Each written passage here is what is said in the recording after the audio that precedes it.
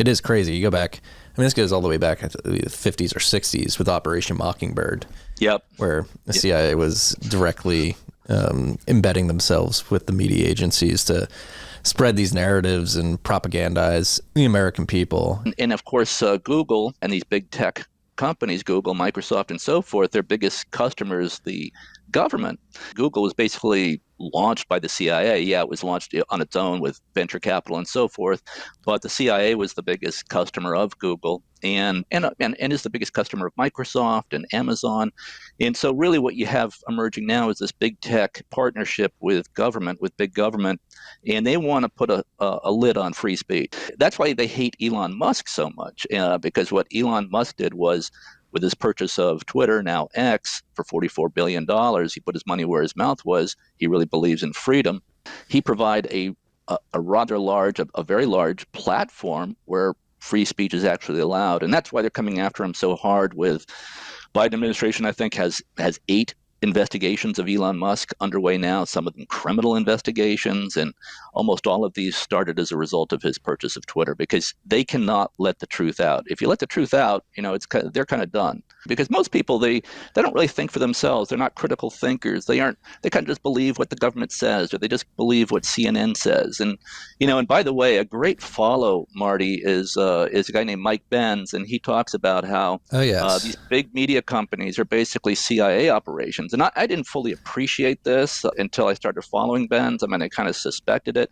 But that's been going on since, the 1950s, or really coming out of World War II, when the CIA, the intelligence agencies, a big part of what the intelligence does is control narratives. And, they're doing this as offensive weapons against our military enemies, whether it was Hitler in that time, or communism and so forth. So in some ways it was good. We kind of liked it back then that the CIA was destabilizing regimes that we didn't like with propaganda and by controlling the narrative. But back then there were only really 3 major TV networks: CBS, ABC, NBC. And so they could really dictate what people were thinking. And of course, during World War II, the media was very patriotic, right?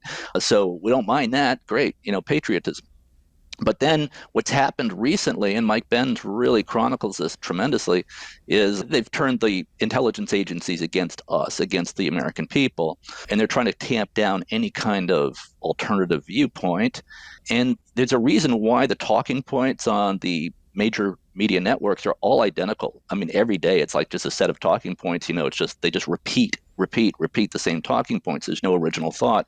And that is the propaganda that's coming directly from the intelligence agencies. I mean, it's not only the intelligence agencies, but it's being controlled largely by that. And of course, it's filtered through the political parties. And so that's what's happening. And Bitcoin, and I say that Bitcoin is really one of the off-ramps from that, because whoever controls your money controls you. So Bitcoin is an escape from that. Bitcoin is not governed or controlled by humans. Humans are prone to corruption and they want power. And so Bitcoin is your off-ramp from that. I'm not all the way like Max Kaiser, who thinks that Bitcoin is going to, just collapse government, collapse the need for government, and, everything's going to be, all fiat currency is going to be sucked into Bitcoin. I don't think that. I don't really want that to happen. I want the United States to still exist. I want to have a secure border. I want to have an honest money. Now, I think, fiat currency is fine for buying your cup of coffee, your groceries, and people will probably still continue to do that. But Bitcoin allows people to vote with their feet. Some people have called it digital gold. So if all hell breaks loose here and we become a totalitarian dictatorship, you can carry your wealth in your pocket and go somewhere else. You can vote with your feet. So that's what Bitcoin does. And I think, the other pillar of the hope for freedom survival is Elon Musk, because he's the richest man in the world and he now gets it. He voted Democrat all of his life, and then he kind of woke up and saw that hey, wait a minute, these people are not for freedom at all. These people are for totalitarianism, a high-tech kind of feudalistic totalitarianism, push-button totalitarianism. I think that Edward Snowden, I think, coined that phrase, or turnkey totalitarianism, and that's what big tech is. They can disappear you with a push of a button in terms of social media and your internet presence. So Bitcoin pushes back against that, but Elon, with his purchase of X, also pushes back against that. And so I feel like I have a lot of hope, because I didn't have much hope really before Elon purchased Twitter. and turned it into X. Because yeah, Bitcoin is cool. You do need to sound money, and if government controls your money, they can control you. And of course, they're coming out with programmable money, right? CBDCs, central bank digital currencies. China's rolling this out in China, where they can turn off your money or they can program your money so that you can only buy certain things, can't buy other things. They could turn off your money if they don't like what you're saying. So, Bitcoin is the safeguard from that. I call it the Second Amendment for your money. Yeah. It's extremely powerful and potent. Yeah. And I completely agree. Mike Benz, what he's done to eliminate what's going on behind the scenes of the censorship industrial complex is incredible. We had him on the show, I think, 3 months ago. Like, whether it's you writing about the ethos in the 80s, the CIA via Operation Mockingbird sort of propagandizing everybody. It's really metastasized to a boiling point, I think. Yeah, and the education system. Well, a lot of this started with Bill Ayers. Bill Ayers was the founder of the Weather Underground, which was a terrorist group in the 1960s. Yeah, Jesse Bodine. All those people, Bernadette Dorn, I think his wife, and they literally bombed a police station. They bombed I think the CIA and some other government facilities. No one was killed, but they were bombing things, and they were a violent group. And he never served time in prison because he got off on a technicality because of illegal wiretaps, I guess, by the FBI, or at least that's what it was ruled. So they basically let him off in a technicality or some kind of probation or something. So then he became a professor, a university professor, this former terrorist. I mean, and he admits all this in his book. So I'm not saying anything that would be libelous. But he then started a project in Chicago to take over the public schools and to write the curriculum. And I think he got a $49 million grant from the Annenberg Foundation. And he was very close with Obama. There were community organizers together. And he basically set the blueprint for the Chicago public school systems. And we see how well that has worked out.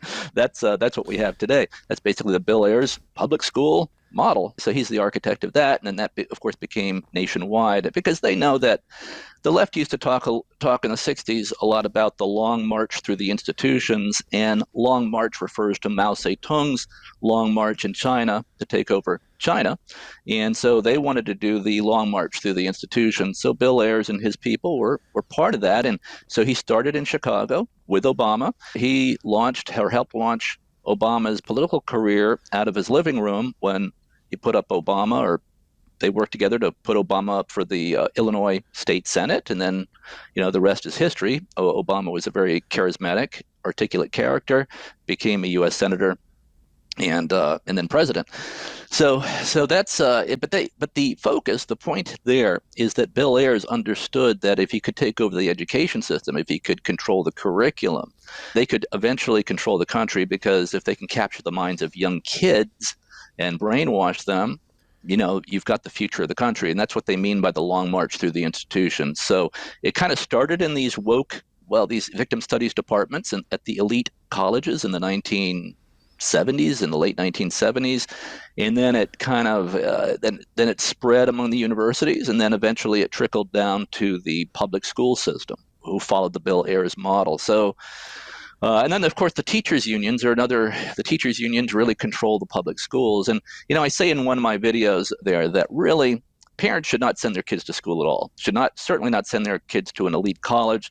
It's a complete waste of time and money now. Nothing of value is learned there. Of course, exceptions would be for things like engineering, or maybe you want to become a doctor or something like that. But for the most part, very marketable skills can be learned, just studying online, taking the courses you need at a local community college, and not wasting hundreds of thousands of dollars and all this time going to school and essentially getting brainwashed and really learning nothing of value, no marketable skills that will actually help you be successful in life. And I actually wrote another book. I'm not trying to pump my book, but I wrote another book titled Win Life, and it's aimed at kids and early young adults. Success skills schools don't teach. So basically, this the success skills can be learned on your own. Just go online, go take local community college courses, and homeschool your kids. Don't let your kids go to the public schools. And Elon Musk has said this many times recently. He said that basically the schools are just a colossal waste of time and money,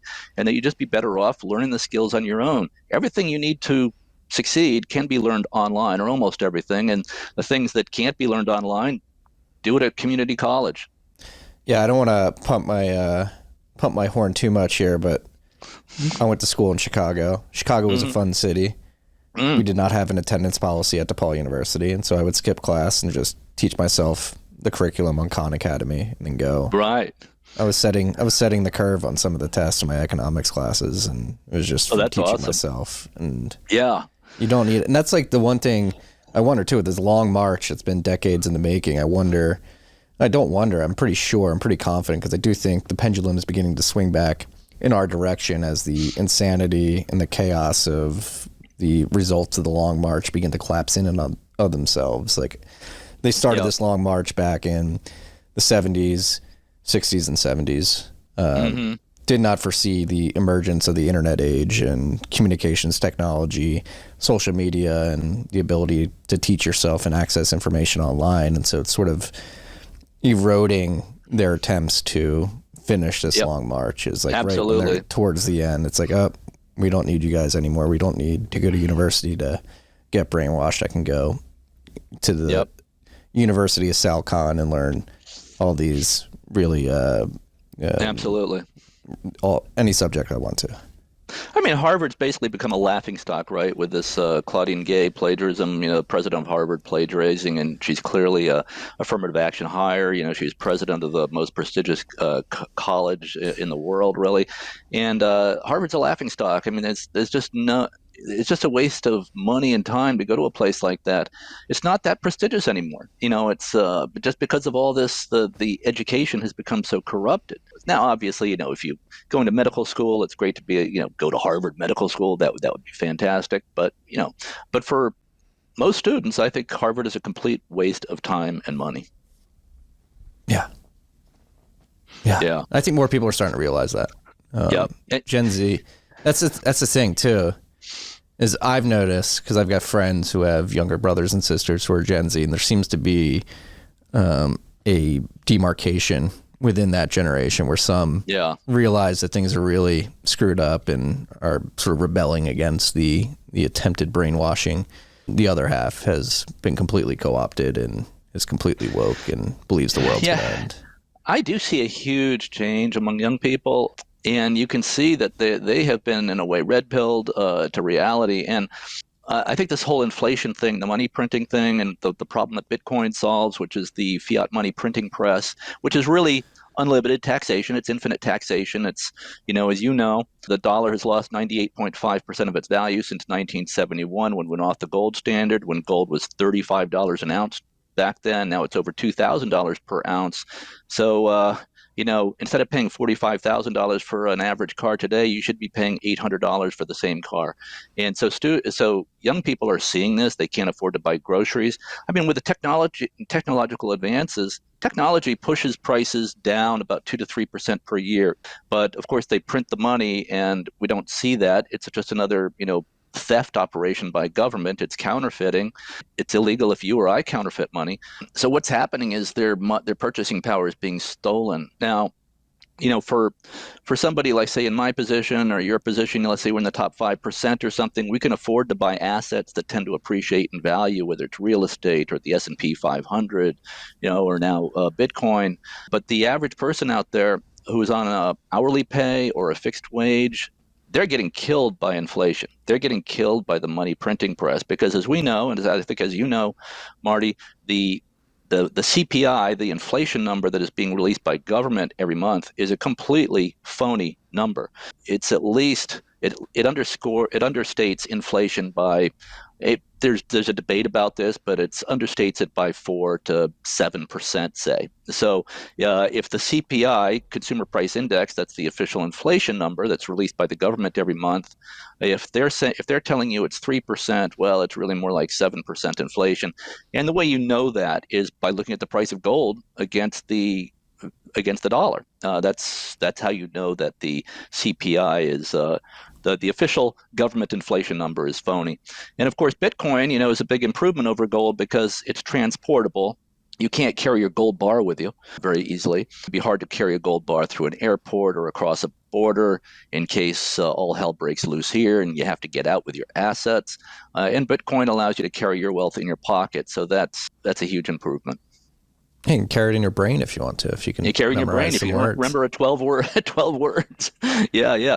Oh, but the gold thing, it's kind of funny, Marty. That my wife, she escaped from communism when she was 13. She's Laotian, and she managed to get across the Mekong River. And her mom was instrumental in kind of planning the escape from the family when the communists took over, I guess, in 1975. And this is like a Killing Fields type story. And so she and her mom and other siblings managed to get across, taking different routes through the jungle and so forth. And she got across she and her mom got separated. Wanda at that point was 13, but her mom had sewed gold into the fabric of her clothing so that if they get separated, that she would have a way to potentially buy her way across the border. Across the Mekong River was Thailand. So Wanda's very biased to gold, so she says, why are you buying Bitcoin? Buy gold. So she wasn't, but now of course that Bitcoin's at 63,000 and she's happy about that. But she was definitely for gold. She was not sold on Bitcoin at all, but because gold literally saved her life when her mom sewed the gold into the fibers of her clothing, and she's able to get out. And this is kind of interesting too. She made her way 5 days walking by herself in the jungle, found her way to a Thai refugee camp in Thailand, and stayed there with her family. Actually, was there also, got there, found their way there because the refugee camp, they all knew where it was, sort of generally. And they stayed there for 18 months, and she got over here. And then her mom died shortly after she got here. And didn't die, but got a stroke and became an invalid and couldn't speak anymore, and then died later. But so basically, Wanda had to raise herself in this country at age 14, I guess, by the time 14 or 15, by the time she got here, and she was just plopped in the school, and she didn't know the language at all, and she had to navigate school. There was no such thing as a Laotian to English dictionary, so she had to use a Thai to English dictionary, and she ended up getting a B average in school, and she went to community college, and she learned some skills there, learned some desktop publishing skills, and she got hired by Geico to lay out the newsletter and to do some data entry. And then she took a course at the community college on how to be a legal secretary, and Geico moved her into her legal department, and she was employee of the month for the whole corporation 5 times. And so she would look at these wokesters, these people complaining about how tough it is to be an American. Oh, and then she also was on the side. Her side hustle was to buy rental properties, little units, and she would rent them out. And so she literally was getting sort of rich doing rental properties. And here's this person that came over not even knowing the language, escaped communism, got across the Mekong River. Came here. When she arrived, she had one dress and a pair of sandals when she arrived in San Francisco.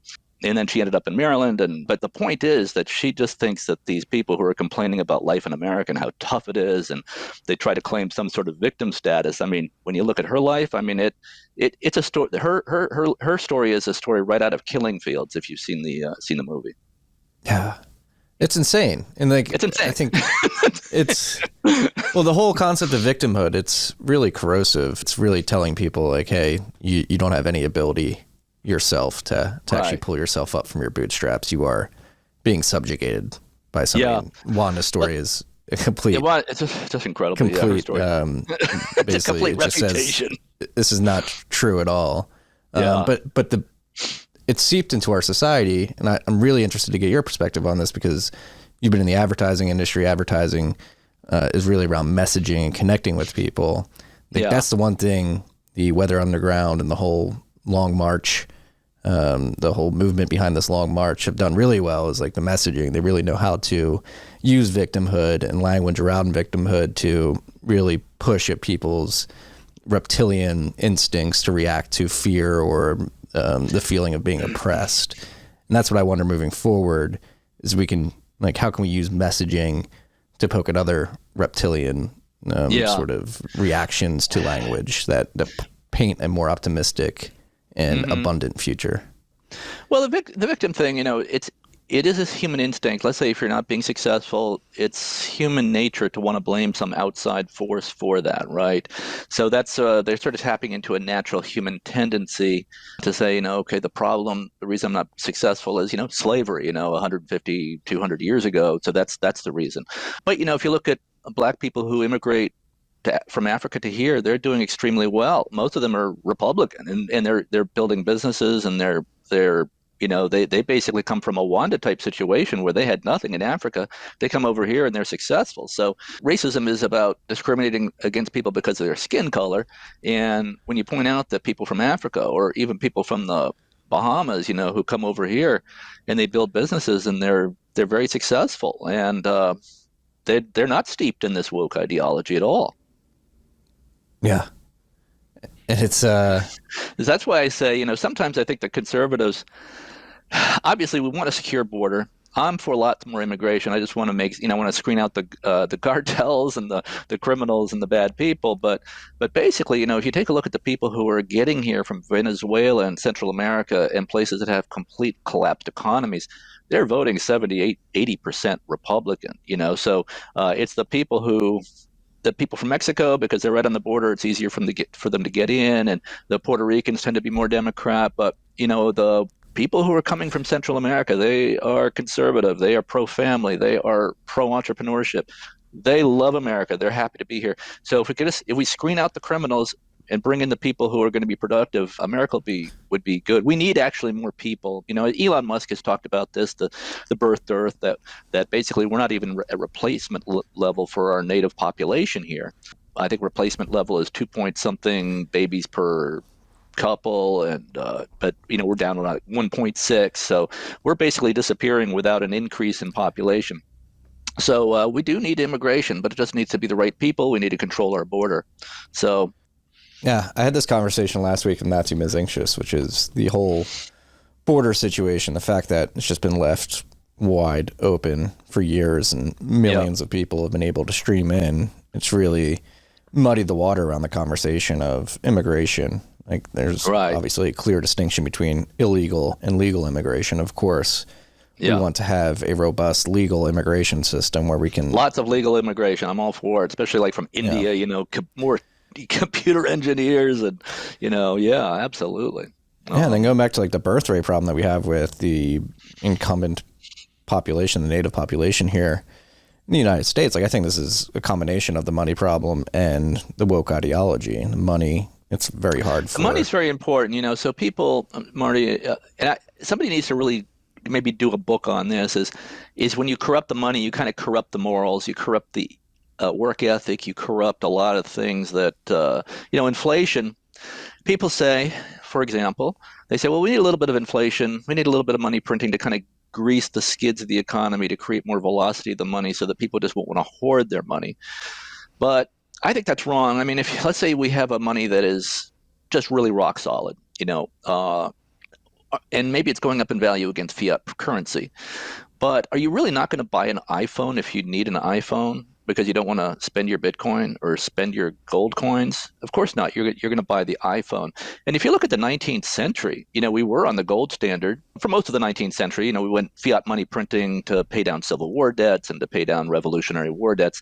But for much of the 19th century, the boom times of the 19th century, we were actually on the gold standard. Paper money, paper dollars were gold certificates. You could go to a bank and cash them in for actual gold coins, and it was a death penalty offense in those days. And we had no central bank in those days, and the banks issued they had to have reserves, gold reserves, and they'd issue their gold certificates. And so you'd get a certificate from like the Bank of Kansas City or the Bank of New York or whatever, and you could redeem these certificates for gold. And if anybody was caught counterfeiting, printing up fake gold certificates, it was a death penalty offense. Counterfeiting was a death penalty offense. That's how serious it was. And, and there were some problems with the whole free banking system, but that was a boom. I mean, no one can argue that the 19th century wasn't a tremendous economic explosion going on in America. Alexis de Tocqueville came over here in, I guess, 1830, and to chronicle America's just stunning economic success, wrote Democracy in America. because he wanted to find out what was going on here. What was making America so successful? Well, what was making America so successful was freedom. People were free.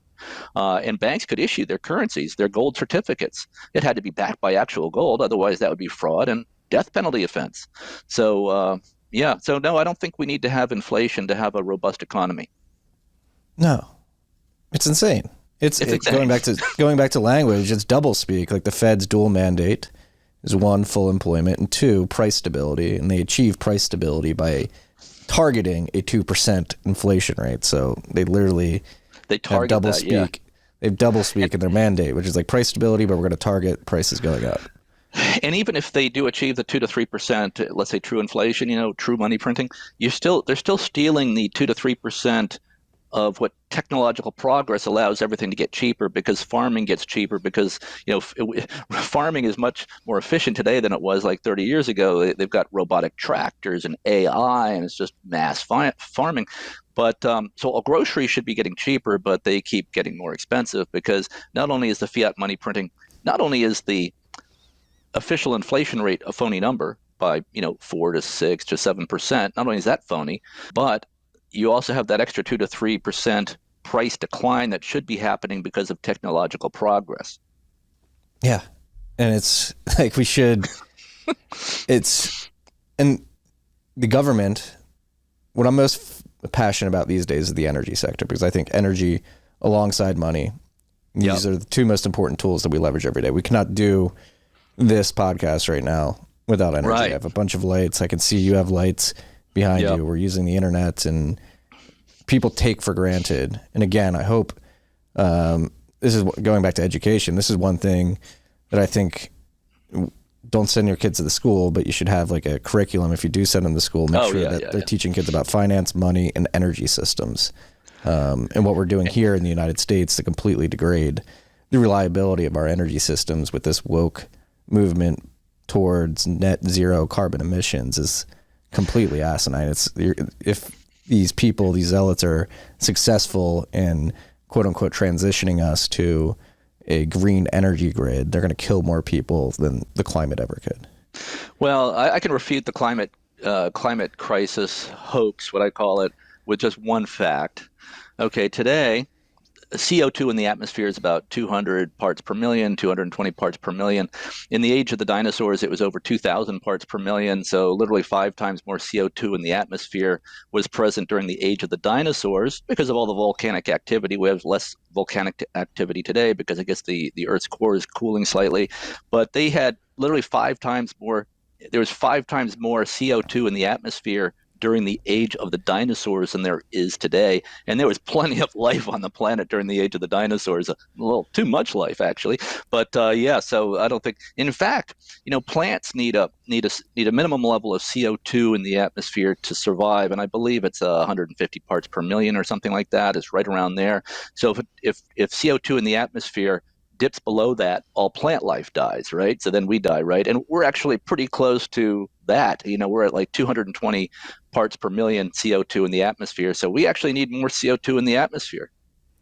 I'm a CO2 maximalist myself. Yeah. Again, language, CO2 pollution, emissions. That's what they're doing. They're conflating pollution and language. Of course, we want clean water and clean air, but CO2 has nothing to do with that. Yeah, that's another beauty of the Bitcoin network, particularly Bitcoin mining, is it affords us this ability to be as efficient as possible. Like I think I like to consider myself an environmentalist. I'm a surfer. I go to the beach. I like to clean up the beach. I don't like dirty beaches. I will clean up the trash and make sure I leave the beach as good, or if not better, than when I got there. Mm-hmm. And that's the other thing. They conflate, like, if you don't believe in this climate hysteria, you're anti-environment. It's like, no, that's not true. No, but Bitcoin mining provides us the opportunity to, like, there's literally an ironclad argument. It's like, no, we're humans. There's 8 billion people on the planet. We all need energy if we want to flourish. We're going to create more energy, but while doing that, we'll be as efficient as possible by soaking up all the excess natural gas on upstream oil and gas fields and stranded wells, and all the excess electricity capacity on grids with Bitcoin mining. Exactly. So excess on the grids, but also the Bitcoin mining incentivizes the dispersal of people to where they can get free energy, very cheap energy, free energy. So you get solar power, as the mining, as the source of the energy for the Bitcoin mining, because that's free. Or they're at the bottom of a glacier or some kind of stream and they're mining it that way. So what Bitcoin actually incentivizes is the dispersal of the population. We really no longer need to be in these densely populated population centers, because people can now just spread out. They can have a Bitcoin mining operation and they can provide their own electricity, and they're not putting pressure on the grid. And also, and as you say, Bitcoin miners are using excess power from the grid that would otherwise be wasted, because the power companies have to produce more electricity than they'll actually use in order to ensure against blackouts and brownouts. So, yeah, but basically, I think it incentivizes further decentralization. That's what I love about. Another thing I love about Bitcoin is it incentivizes the spreading out of people. We don't have to live in these population centers. And I say that Bitcoin is an extension of the American idea. And the brilliance of America is that it's decentralized government. Now it's much more centralized now, but really America was mostly 97, 98% of the governing was happening at the state and local level in America until basically World War II. World War One, well, Civil War, kind of central. Whenever you have a war, everything centralizes, right? So, but through the 19th century, it's very decentralized, and nobody really had a kind of identity of being an American. They were more loyal to their local community, and that's where the governing was happening. But Thomas Jefferson said the big regret he had about the Constitution is it didn't really address the money problem. Yes, there is in the Constitution, it says that, I think it's Article 1, Section 10 says, all debts can be satisfied with gold or silver coins. So really, in the Constitution, we are on the gold standard. But there was a lot of corruption in the banking system, even in the 19th century. And Jefferson said his biggest regret was not really the Constitution did not really fix the money. But Jefferson is interesting, though. Jefferson was very aware of that. And of course, there was a big debate between Jefferson and Hamilton. Hamilton wanted more centralized power, including centralization over the economy. I love Hamilton in many ways, but I think, there's some problems there. He actually created the first national bank, but then that got disbanded later. So he created the national bank. Basically, they had to pay off the Civil War debt. I mean, that's the debts from the American Revolution. So, that created centralization. It created government control over the money. But Jefferson saw a big problem with that. And, I think Jefferson is right. I mean, yeah, I think so. Yeah, well, not only Jefferson, but that's hilarious. It's hilarious to think back throughout history. We've been warned. I believe it was Aristotle or Socrates who said, "Don't mess up the money. Money's very important." Mm-hmm. Then in the Bible, Jesus said, "Don't honest mess up and the weights money." and measures in the Bible, yes. Right? Then you have Thomas Jefferson and others saying, "Don't mess up the money," and we've had to learn this lesson time and time again throughout history. Well, the government, it goes all the way back to the Roman Empire and every empire that's ever existed, right? So the Roman Empire, it was the currency was based on gold and silver, and I think copper. But because they had to fund the expansion of the empire and their military machine, and you can only mine so much gold and copper, they had to dilute the gold and the copper and the silver. And so the soldiers are getting, this is toward the end of the Roman Empire, the soldiers are getting paid in these basically very diluted coins. They started diluting the coins, and the soldiers could rub the finish off the coin, and they see that, wait a second, this is not a silver coin. And so then a lot of the Roman Empire soldiers defected over to the barbarians, to the people who are to the people who are coming in. So the corruption of the money was a big part of the fall of the Roman Empire. Yeah, and we see similar things happening now. I'm not sure if you've seen this TikTok trend, but there's literally active duty American military members like on duty in other parts of the world, and they're on TikTok sending videos like, "Don't join the army. The pay's not worth it. Inflation's too high. I can't even afford my life." Right. It's well, actually, yeah. very similar. So I have 4 kids, but we also have 2 kids on Wanda's side from her previous marriage, and one of her sons did 1 tour in Iraq and 2 tours in Afghanistan. So he unfortunately has PTSD. So he's sacrificed a lot for the country. But I wish he had not gone in the military. I mean, Wanda was crying when he signed up, but he went to Citadel. She didn't want him to go to Citadel, South but he Carolina. did. Yeah, in South Carolina, and he did, and then he went to Iraq, and she's just she's very upset about it. It's just so awful how we treat the Yeah. veterans are just discarded, and nothing real. And they do get some, the VA, but it's a bad healthcare system, and they get nothing basically. And the saddest thing is most military members, I believe that they believe that they're truly fighting to protect our freedoms at the end of Oh, the day. they absolutely do. They absolutely do. The blob, as Mike Benz calls it, has gotten so big and so corrupt that in reality today, if you're in the military, you're really fighting on behalf of the whims of the deep state, the intelligence agencies, and what they want to do in terms of control all over the world. We saw that with the Russia hoax, which is totally a CIA, NSA, FBI operation, against Trump. And then but then the COVID thing, I think the pandemic opened people's eyes a lot because that turned out to be mostly a hoax, in terms of its deadliness and so forth, and they shut down the economy. And I do think that was a trial run to see what ridiculous things can we force the population to do? Can we persuade the population to do? And unfortunately, they can persuade them to do a lot, unfortunately. But so then that even opened my eyes. I mean, I was somewhat up to speed on that, but I started to really appreciate that big pharma and government are basically in partnership together, right? And now we have this military-industrial complex that Eisenhower warned about. He said, "Beware of the military-industrial complex coming out of World War II." And I never really fully appreciated that until recently. More recently, I was aware of it, but it wasn't a prime concern. But the more I think about it, especially with the Iraq War that George W. Bush launched, by mistake, was that and I don't think he did that on purpose. I think he just was told this by the CIA, by the deep state, and of course the entire business model of the weapons manufacturers, Lockheed Martin, Northrop Grumman, their profit depends on a war going on so they can make more weapons.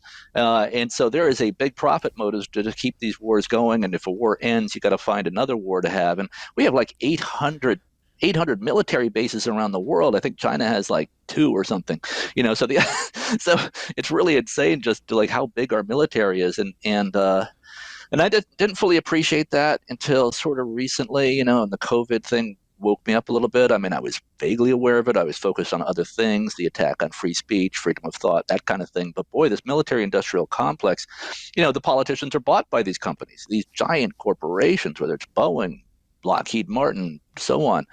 In both parties, it's not just Democrats. It's not just it's both parties are just totally bought, and so that's why we're going to have perpetual war. And that's another reason for Bitcoin. And I think Max Kaiser talks about this a lot. That fiat money, money printing by government is what finances war. And if you cut that off, you're going to have a lot less war.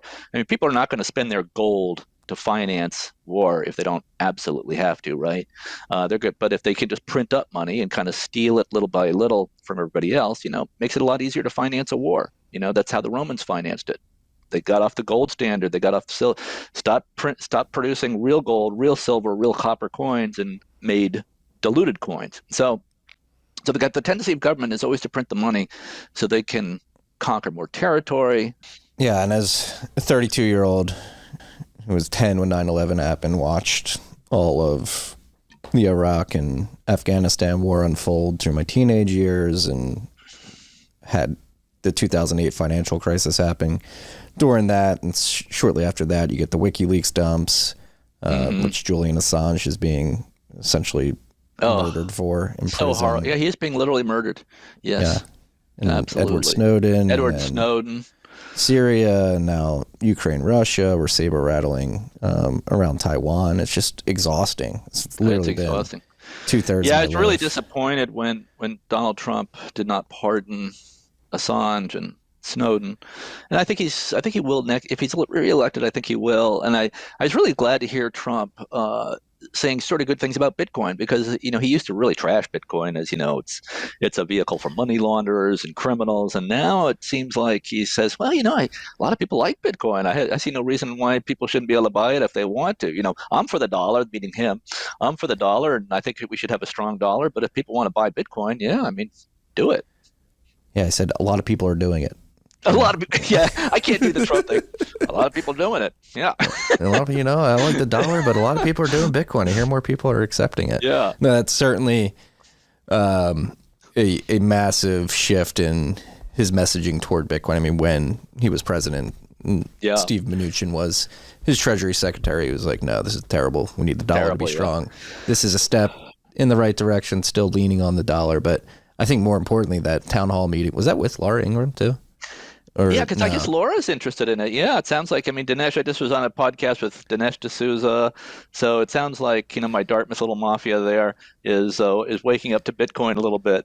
Yeah. Well, that was the beauty of the question. It was the fact that the question was asked in the first place leading up to a massive presidential election. It's not Trump's response, while it was good and better than it has been in the past. The fact that he is forced and others will be forced to ask questions about Bitcoin is just great mimetic. I mean, you do have energy. to study Bitcoin, and of course he hasn't studied it. And, I always say, you really have to put about 100 hours of study. I think Michael Saylor says that you have to put 100 hours of study into it. And the reason I wrote my book on Bitcoin in part was I just really wanted to study it and make sure I understand it. And there's no really better way to study something than to have to teach it, right? You have to, or to write a book about it, because you begin to see a lot of holes in your thinking or lack of understanding if you haven't kind of really done the study on it. And because, Bitcoin, I tell people, I don't like to tell people what to buy, not investment advice, right? I don't give investment advice, because, you do get these 75% drops, and it's going to shake you up if you don't really understand the asset. Now, when Bitcoin dropped to 15,000 or 16,000, and I think it was November of 2022, I wasn't bothered at all, because I understood the asset. I understood that it was a mathematical certainty that when you have a scarce asset, 21 million Bitcoins, there'll never be more than 21 million Bitcoins for 8 billion people. Mathematically, and because Bitcoin now has a huge network, I don't know, 400 million users or something, I don't know what the number is, but it's something like that. Willie Wu probably, I think he tracks this pretty carefully. The network is so big now that Bitcoin can't be killed. We found that in China when China tried to outlaw Bitcoin in 2021 and couldn't do it. So the network is big enough that it can't be killed at this point, and so it'll just keep going up. It'll have these price drops, and it'll be very volatile as people try to understand it, as any emerging technology is. You had the dot-com bubble, the tech bubble in 2000. Where the NASDAQ dropped like 80% because people are trying to figure out this internet thing. What is this internet thing all about? So that's happening with Bitcoin now. And I think it'll stabilize more as we move forward. We have these 11 new ETFs. So Wall Street is now in the game, and I think that's going to stabilize Bitcoin's price a lot. Yeah, not only stabilize it, but for the masses who don't think critically and look for an authority figure to tell them what to do, having a BlackRock or Fidelity, whether or not. I think that's the best way to hold Bitcoin is irrelevant to the fact that people are going to be more receptive to Bitcoin just because these institutions are selling it. Exactly. It's kind of the rubber stamp. It's the good seal, good housekeeping seal of approval. The SEC's kind of approved it, though Gensler came out and said but that's okay. SEC approved it. It's kind of okay, I guess it's okay now. But, and I tell people, the easiest way to buy Bitcoin, if you're a beginner, is just buy one of the ETFs, because at least if you do that, that will protect you from the fiat money printer, right? It'll protect you from that. You won't be able to carry your wealth with you if all hell breaks loose. You won't be, it's still seizable, it's still confiscatable, because if you get in a civil lawsuit, you're going to want Bitcoin on your private keys. You're going to want to be your own bank. You're going to want unconfiscatable money. Donald Trump right now just got a $450 million judgment against him by some maniac Manhattan judge. He probably wishes he had a lot of that in Bitcoin right now. And that might, so if you have the ETF, it's not unconfiscatable money, but it will protect you from the fiat money printer. Yes. And that's, I think there's a culmination of events happening at this period of time, which is really interesting. Obviously the ETFs, inflation is still high. You have confidence in institutions at all-time lows. People are fed up with what's going on at the federal government level. So I think this culmination of events, right now we're at 63,000. We're less than 10% below the previous all-time high, leading up to a halving event, which historically we've been 40 to 60% below the all-time high, heading into the halving. It's with Wall Street behind it. Yeah, it's just a very unique environment where you have the capital coming in, And then on the social side, I think people are more receptive than ever to ideas outside of what's being Yeah. fed to them by the government. Yeah, I think that's right. And the other thing too is the distinction I really want to make to everybody I talk to about Bitcoin is it's Bitcoin, not crypto. Bitcoin is the only successful, truly decentralized money, meaning that it's the only asset that there are some other decentralization attempts, but Bitcoin has actually achieved true decentralization, which can never be achieved in this space again because Bitcoin was the first, and so in the first, when the technology is first, it's really hard to overcome that, especially once it develops this network effect, the 400 million users. And so it's kind of like Facebook. Yeah, I could copy Facebook, but I don't have the 3 billion users. The network that what makes Facebook valuable is the network of 3 billion users. So, and that's what makes Bitcoin really it can't be replicated. I call it the immaculate inception, not the immaculate conception. The circumstances around Bitcoin's founding or start can't be replicated. And so you have these 30,000 other crypto assets that are out there, but they're all centralized projects. They're all owned or controlled by someone or some small group. They're basically unregistered securities, and they're just trying to surf on the wake of Bitcoin's success. So and I try to tell people, okay, no, you're not too late to be in Bitcoin. And so a lot of people buy these other crypto. I think almost all of them are scams. They It's buy unit them because they bias. think they're too late. They're too late for Bitcoin, so they have to get on the thing that's just starting, to and of course they get wrecked because when Bitcoin gets a cold, they get pneumonia, they die. And so that's I just try to steer people away from these other crypto assets. And Ethereum is number two, of course. They're about a third the size of Bitcoin in terms of market cap, but they are a centralized. They're trying to be a decentralized internet or something. They keep changing the narrative what they want to be, but they are controlled by a couple of people, Vitalik Buterin and Joe Lubin. I mean, Vitalik can reverse transactions anytime he wants. He's done it before. They constantly change the number of coins that are out there. It's not really trying to be money. It's trying to be a decentralized internet, which I don't think works very well on a blockchain because it's too slow and clunky. But it's a centralized. Number two is centralized. That's Ethereum. Now you have a Solana, which some people say is better and faster than Ethereum, but it's also centralized. It's also owned and run by some people, and all these and everything else is tiny. Everything else is tiny. And Bitcoin is just the idea that I don't think anything else can possibly come along. And of course, Bitcoin right now is 95% of the market in terms of trying to be honest money, decentralized honest money. There's a few others like Litecoin, Monero, and a few others, but Dogecoin, which only pumped up a little bit because Elon liked it. It's interesting about Elon. I think he was responding to Kathy Wood the other day. Kathy Wood noted that more compute power is being used by the Bitcoin network, to secure the network than the combined cloud compute power of Google, Amazon, Microsoft, and Apple. So and that's one pillar of Bitcoin security structure. That's just one pillar. That then there's the cryptography and everything else. So and Elon was very surprised by that. He said, "Wow, I did not know that," and which tells me that when he kind of endorsed Dogecoin more as a joke, I think, because he liked the fact that it started as a joke. It basically a copy and paste of Bitcoin, and he didn't really understand that. Yeah, no, Bitcoin is really something. I mean, in terms of the compute power, in terms of the asset, he hadn't really studied it. You could tell.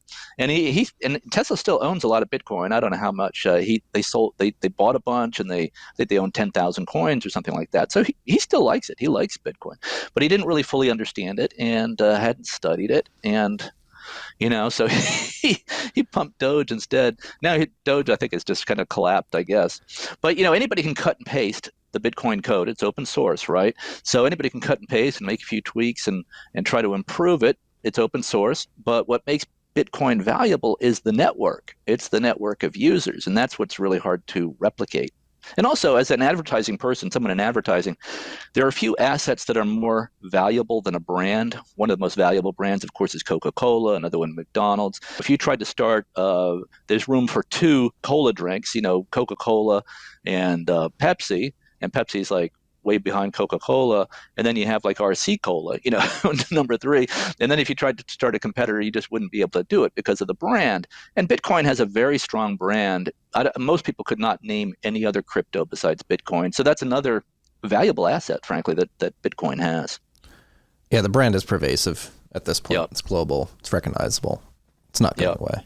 No. I think too, like another event happening right now is the maturation of the stack being built on top of Bitcoin. Bitcoin's protocol level, you have Lightning, you have things like Fediments coming to market, Liquid, other second layer solutions. And I mean, I see we're sending this podcast out over RSS. I have a Lightning. I have a Bitcoin address in my RSS feed, and they're going to listen to us talk, and they're going to send us Bitcoin over the Lightning Network. I don't look too much. I mean, obviously everybody looks at the price, but that's not. And obviously the price has to go up for it to be adopted, right? So we want the price to go up. But I'm really attracted, when my son first talked about Bitcoin when he was, I guess, maybe 16 or something, and talked to me about it, it was just very interesting intellectually, just fascinating. And then the only question was, would it work? And it worked. It's still working. It's like We're this. at It's like a 62. snowball. It's like this snowball that just it gets bigger. It starts off small. It's like this, and then it's like, it's great. Yeah, there's no stopping this show. I was tweeting it talking with somebody about this yesterday, where now we have BlackRock, Fidelity, all these ETFs out there, institutional stamp of approval. I would not be surprised if in the back half of this year, it goes further up the stack and you have more sovereign nations join the ranks of El Salvador and others that have embraced Bitcoin. And I would think, that the Saudis, of course, the sovereign wealth funds, I'm sure they'll buy, they'll get into it. I mean, people go where the money is, right? And that's part of the brilliance of Bitcoin, that it was started by people who were steeped in Austrian economics, Austrian free market economics, Friedrich Hayek, Ludwig von Mises. They really, and of course, Ayn Rand also with Atlas Shrugged and her books. And they understood the profit motive and that people are motivated by money. And so the brilliance, I mean, there's so many rabbit holes, right, with Bitcoin going down. You could go down the political rabbit hole, the economics rabbit hole, the technology rabbit hole, but the structure of it where it really incentivizes all the right things. So the miners are the guardians of the network. They process the transactions and mine and and they're rewarded for that by winning the race to mine the next block. So they don't want to do anything screwy with the network because that would wreck their own Bitcoin. So everybody's incentivized to protect the network. And I think Michael Saylor said it best. I don't have the quote exactly, but he said Bitcoin is like a growing nest of cyber hornets, that the bigger it gets, the more secure it gets, the more difficult it becomes to attack. So, when the network was small, the government could have taken it out if it understood what was going on. But I think it can't right now. And because so many people hold Bitcoin worldwide, but also in the United States, maybe there's 40 million, 50 million people who hold some Bitcoin, it becomes politically impossible for these politicians to really go after it. And Elizabeth Warren, who's been a big denigrator of Bitcoin, it seems like she has changed her tune recently, because now she's making the distinction between Bitcoin and these other cryptocurrencies, and she's saying, well, maybe there is something to Bitcoin, so I'm really not talking about that. I'm more talking about the exchanges and some of these other sketchy crypto assets. And okay, good, Yeah, and she's got somebody who's trying to primary right now, running on on that. Maybe her staff, says, hey, we own Bitcoin, and here's why. Maybe that could be happening. Yeah, I hope she gets primaried out. She's pretty annoying. Oh, she is very annoying. Yeah, and a shameless Indian, politician. Right?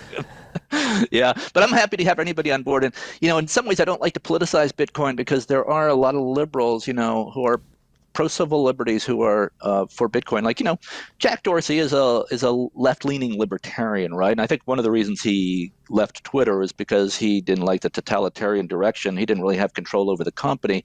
Probably didn't, and I'm just guessing, I'm kind of mind reading here, but I'm just kind of reading the tea leaves. I think he left because it was becoming this totalitarian woke thing, and he wanted to go off and do Bitcoin and make Bitcoin available to the people in Africa and the third world, and the people who don't have access to banking and the U.S. dollar. And so he's motivated more by his liberal concerns, but I think he's a civil libertarian. And we want those people on board. We really want anybody on board, because I think, Max Kaiser always says, you don't change Bitcoin. Bitcoin changes you. The more Yes, people it who get does. involved in Bitcoin, they start learning about economics. They start learning about freedom. They start learning about, so Energy. anybody who gets, they If you start were learning to about energy. if you were to tell me 8 years ago that I would know as much about energy as I do today, I would have been like, wow, what the hell Yeah. happened? So I love that what he says, you don't change Bitcoin, Bitcoin changes you. So the more people can get involved in Bitcoin, even at a small level, I think it just changes people. Yeah, I completely agree. It's changed me certainly over the last 11 Yeah, years. And I learned a lot about issues I didn't really know about just getting yeah, involved in Bitcoin.